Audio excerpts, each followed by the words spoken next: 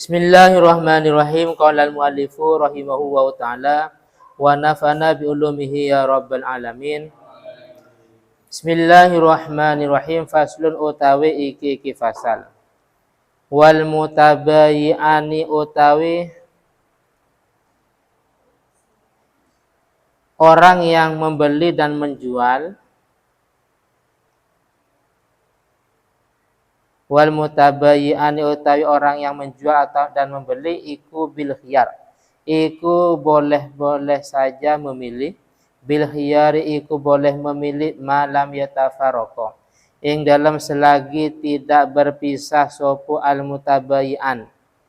Malam yatafarraqa ing dalam selagi tidak berpisah sopo al mutabayyi'an. Walahuma lan iku kedue al mutabayyi'ani. Walahu malan iku wenang kedue al mutabayyi'ani an yastarito utawi yento nyarataken sapa al mutabayyi'ani an yastarito utawi yento nyarataken sapa al mutabayyi'ani al khiyara ing khiyar ila salasati ayamin maring 3 hari wa idza wujida nalaikane ditemu bil mabi'i ing dalem mabi'. Mabi itu perkara yang dijual.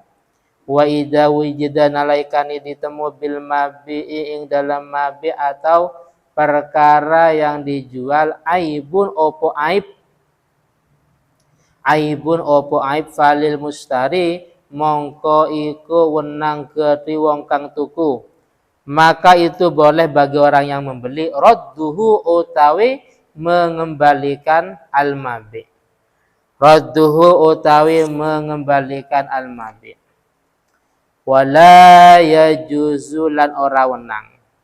Wala yajuzu lan ora wenang bai'u tsamrati opo menjual buah. Buahnya saja yang dijual, pohonnya tidak. Bai'u tsamrati opo menjual buah mutlakon kalawan mutlak illa ba'da buduwi solaya. Kecuali ing dalam setelah jelas bagusnya al-thamrah. Kecuali ing dalam setelah jelas bagusnya al-thamrah. Sudah matang maksudnya. Wala dan tidak boleh bai'uma opo menjual perkara fihi kang iku ing dalem ma. Fihi kang iku ing dalem ma ar-riba utawi riba bijinsihi. Kalawan jenisnya ma. Rotban kalawan basah. Illal labana kecuali air susu. Illal labana kecuali air susu. Wis sekilas penjelasannya. Mutabayyi'an kedua orang yang transaksi. Orang yang menjual dan orang yang membeli. Anggaplah kalau digambarkan penjualnya Mas Faiz, pembelinya Mas Fano. Dagangannya sarung. Mas Faiz dagang sarung, calon pembeli Mas Fano. Lah ini keduanya boleh khiyar. Apa khiyar? Khiyar ini boleh memilih antara melanjutkan atau membatalkan. Paham ya? Khiyar ini sebuah pilihan, apakah mau dilanjut atau dibatalkan. Ini boleh-boleh saja, tapi dengan catatan masih belum terpisah dari tempat tersebut. Wis contohnya dalam hal ini Mas Fano calon pembeli umpamanya. Calon pembeli Mas Fano. Jadi beli sarung, nah, umpamanya. Sudah transaksi. Ini Mas, uangnya Mas, oke. Berapa? 300.000 ini uangnya, oke saya terima. Ternyata sarungnya ada aibnya, bolong umpamanya. Atau mungkin jahitannya ada yang lepas. Atau mungkin ada yang bolong, jahitannya ada yang lepas. Atau mungkin dari warnanya. Ternyata warnanya tidak sesuai yang ada umpamanya. Bagaimana? Karena Mas Fano ini masih belum keluar dari tempat transaksi. Nah, maka silakan boleh dikembalikan barang tersebut. Paham ya? Tapi kalau memang sudah terlanjur pulang, nah, sudah terlanjur pulang, terus nyampe ke rumahnya dibuka, lah ini kok seperti ini, kok bolong umpamanya. Mau dikembalikan nggak boleh, kenapa? Karena sudah berpisah. Paham ya? Makanya biasanya di toko-toko besar, nah, barang yang sudah dibuka tidak boleh dikembalikan lagi, kan ada ya. Nah, itu resikonya. Terus dalam masalah khiyar ini, banyak. Ada khiyar majelis ya, ada khiyar majelis, ada khiyar aib, ada khiyar syarat. Khiyar majelis seperti tadi, artinya dia boleh memilih antara melanjutkan atau membatalkan selama dia masih ada di tempat transaksi. Kalau sudah pulang ke rumahnya, sudah keluar, apalagi nyampe ke rumah, keluar saja, mengembalikan nggak boleh. Yes. Yang kedua khiyar syarat. Nah, khiyar syarat. Jadi gini, penjualnya Mas Faiz, sedangkan pembelinya Mas Vano. Istrinya namanya Mbak Rosida istrinya. Mas Faiz ini penjual kerudung atau mungkin pakaian perempuan. Mas, ini saya mau membeli baju untuk istri saya. Yang mana? Oh, ini yang warna pink. Terus yang ini cocok kayaknya. Warnanya cocok, terus juga kainnya dingin ya. Dan seterusnya. Tapi gini Mas, karena istri saya nggak ikut. Nah, karena istri saya nggak ikut, nanti saya bawa pulang. Kalau umpama tidak sesuai, entah dari warnanya, atau mungkin dari kainnya, atau yang lain, saya kembalikan lagi atau saya tukar. Oke, nggak apa-apa. Terus Mas Vano ini pulang dengan membawa dagangan tersebut. Terus disampaikan atau diperlihatkan kepada istrinya Mbak Rosida. Oh Mas, ini cocok. Atau sebaliknya Mas, nah ini nggak cocok.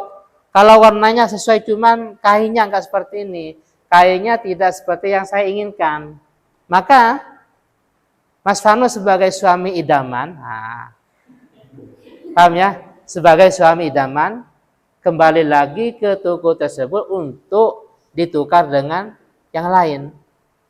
Tapi catatan tidak boleh lebih dari 3 hari.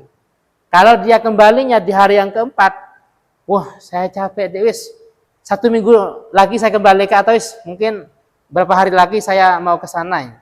Akhirnya masuk ke hari yang keempat, baru Mas Vano sebagai suami idaman ternyata gagal. Kenapa kok gagal? Karena mengembalikan nggak langsung.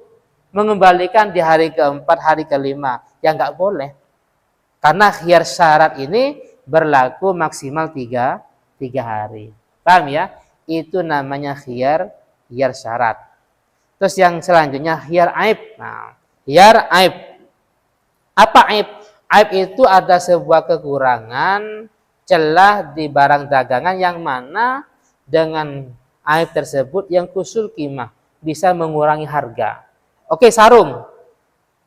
Ini ada perbandingan. Sarung yang mungkin ada bolong sedikit saja dengan yang normal, ini harganya berbeda. Selisihnya bisa 50.000.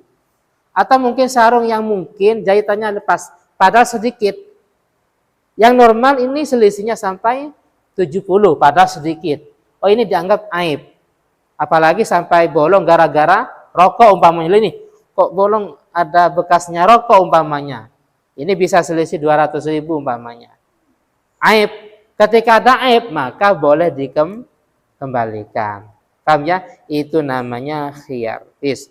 Selanjutnya, tidak diperkenankan atau tidak boleh menjual buahnya saja. Contohnya Mas Wahyu ini punya kebun.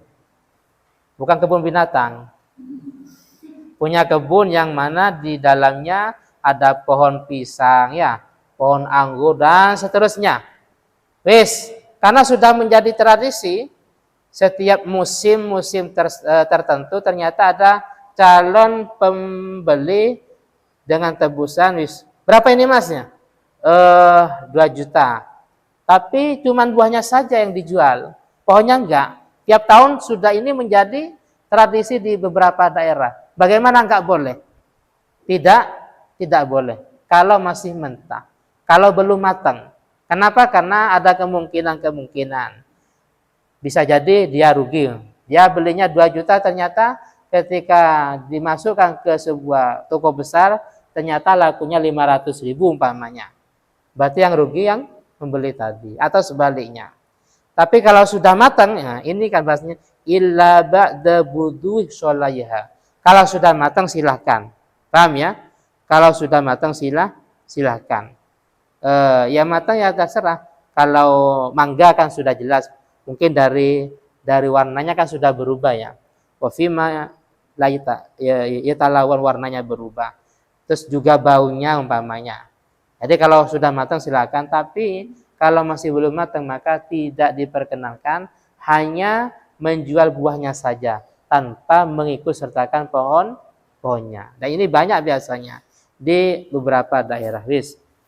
Dan juga tidak boleh menjual hal-hal yang memang mengandung riba yang satu jenis. Ini penjelasannya sudah ada di depan.